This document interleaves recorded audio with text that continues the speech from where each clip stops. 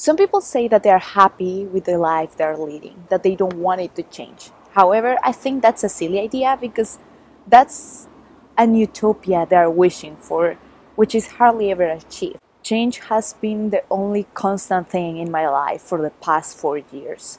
The changes started on March 2011 when our parents told me and my sister that we were moving to the United States. Once July came and the actual moving happened, we had Beth and her husband help us in the transition. They gave us a little workshop on how American culture works and also explained that we were going to go through cultural shock. Even with all their help and all the warnings, we weren't ready. It was a good thing that we moved during the summer because that way we got a chance to actually adapt to the city. Everything was different. We had to adapt to the change. Thinking back to that first year in the United States made me realize that I followed through a lot of the steps that Helms poses on her theory of white racial identity development. I was especially reluctant to accept American culture because I saw it so different from mine that I wanted to keep what was mine, my identity as a Mexican and also the person who I know as me. I also jump back and forth between tolerating their differences, like not keeping constant eye contact with each other, having a distance of 3 feet or more between each other when they were talking. And I learned to accept some other parts of their culture and of the city I was living in. I began to accept that my life was changing, but at the same time, I didn't want to let go of that piece of past I knew was still there. The second big change came in the summer of 2012 when my family and I came back to Mexico for a holiday.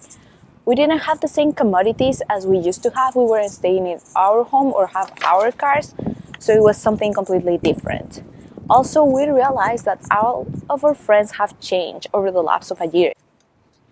It was shocking because they were still the same persons we knew, but at the same time they were so different. My life wasn't there anymore, and it was really hard to realize that my life over there was done and that I needed to move forward with my life in the United States. A year later, I transferred to Indiana University, Bloomington as a sophomore. I didn't thought much about the change or moving to a different city because it's what I've been doing for the past 2 years, so I wasn't really thrilled about it. However, I was mistaken. I thought nothing was going to happen, but the first night here, I felt such despair that I can't even explain it. I felt like I was alone in the world. I cannot even start to describe how hard that moment was. The moment in which, for the first time, I felt helpless. And I think that's when the cultural shock finally came over me.